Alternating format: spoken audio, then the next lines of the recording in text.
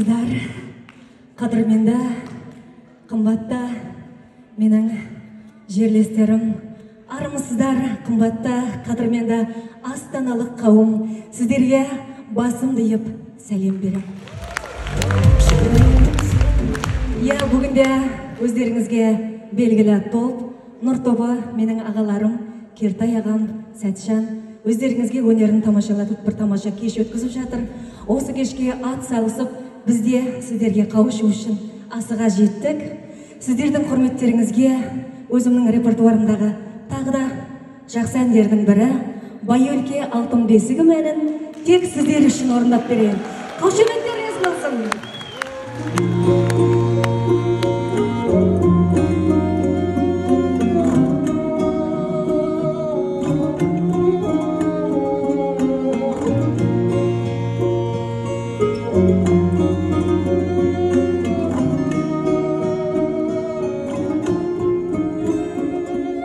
Бес бұғданың көсілген қойнауында, дастарханың жайылған қойлауында, ақ боз үйдің төрінде күй күмбірлеп, апалар жыр асығысей, той қамында